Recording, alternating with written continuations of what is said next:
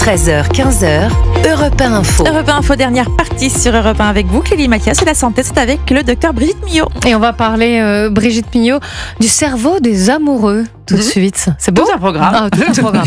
Mais on va en parler. C'est une émission de santé tout de même. Hein. Oui. Donc on va s'intéresser à la chimie, à tout ce qui se passe dans le cerveau.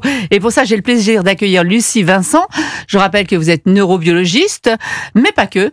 Vous écrivez sur le cerveau et sur ce qui se passe dans le cerveau depuis des années. Je ne sais pas. Ça fait combien de livres sur la chimie du cerveau? C'est le 9e. Le 9e, voilà. Donc vous connaissez. Alors, je voudrais quand même que vous arriviez à m'expliquer. Je rappelle le titre du livre, donc vous le disiez, Clélie, Le cerveau des amoureux, aux éditions Odile Jacob. Et en sous-titre, en baseline, s'aimer pour toujours. On verra si c'est possible avec vous, Lucie. Déjà, le rapport entre le couple et la santé, pour commencer. Mais pour commencer, oui, dans le cerveau, il y a une neurohormone qui s'appelle l'ocytocine, qui a beaucoup d'effets. Et nous savons que les couples vivent plus longtemps et en meilleure santé que les célibataires en général. Alors les chercheurs se sont intéressés à la question et on a fait beaucoup d'expériences chez les couples.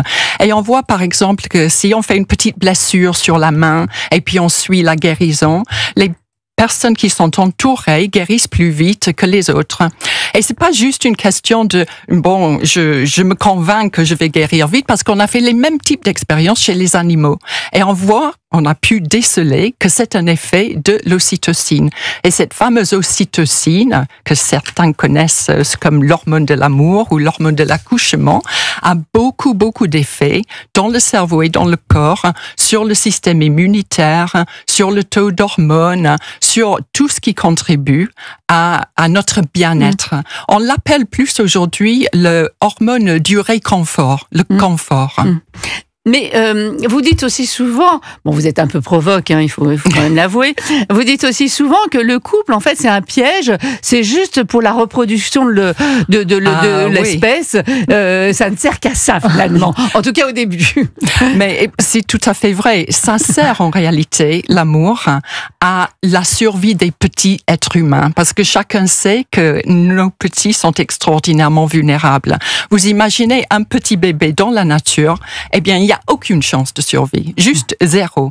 Alors si on a un parent auprès de lui, eh bien, il a de meilleures chances, mais un parent pour assurer la protection, l'abri, la nourriture, c'est déjà pas beaucoup de chances de survie. On met un deuxième parent auprès de lui et il y a beaucoup plus de chances. Alors l'amour, cette fonction, c'est de protéger le bébé pendant le temps nécessaire qu'il ait un petit peu d'autonomie, juste assez pour qu'un seul parent suffit. Donc après, on peut s'en aller, quoi. Le couple peut se séparer après 3 ans. C'est ce que vous êtes en train de nous dire. Exactement. Et le problème, c'est que à tous.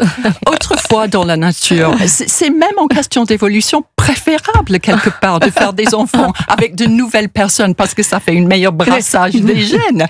Après, ils ont trouvé aussi un autre moyen qui est quand même l'orgasme.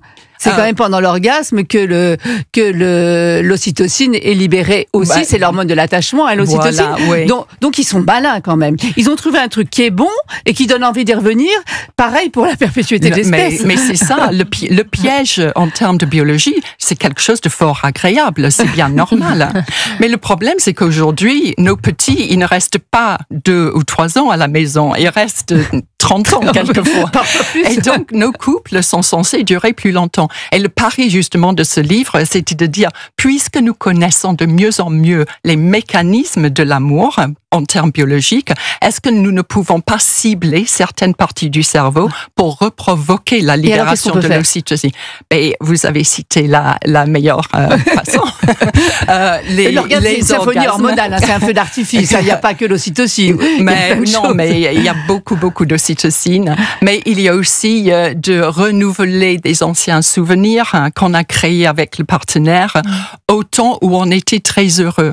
Et si on peut remettre en situation, eh bien, on reprovoque non seulement la libération d'ocytocine, mais aussi les circuits émotionnels qui ont été enregistrés avec tous ces signaux sensoriels lié au contexte. Par exemple, un restaurant où vous vous êtes dit « je t'aime » pour la première fois. Eh bien, vous revenez dans ce restaurant, le même taux de lumière, le décor, la forme des pièces. Si on n'a pas trop grossi la même robe. Faut pas aller trop loin. Et puis, tout ça ramène à l'hippocampe tous les mêmes signaux sensoriels. L'hippocampe, rappelons-le, c'est la zone de la mémoire. De la mémoire, mais enregistrer en même temps toutes les émotions qui vont avec. Un autre petit conseil pour terminer. La nouveauté. C'est quelque chose qui stimule beaucoup la dopamine dans le cerveau, dans le noyau accumbens, énormément d'expériences qui montrent son effet. Alors, une petite surprise, un petit mot laissé dans un tiroir, des cadeaux toujours. Ça, j'ai fait. Un bon Merci conseil. beaucoup, Lucie, Vincent. Je rappelle que si vous voulez en savoir plus, dans ce livre, il y a tout. Il y a des quiz, justement, comment faire. Et où vous dites quand même que briser un couple, c'est aussi briser beaucoup d'autres choses. Mais c'est briser tout le cerveau qu'on a construit justement, ensemble. tout ce qu'on a construit ensemble, tout le réseau familial, social, amical qu'on a construit ensemble. Enfin, c'est un livre, vous pouvez pas, c'est incontournable. C'est aux éditions Odile Jacob, Le cerveau des amoureux de Lucie Vincent.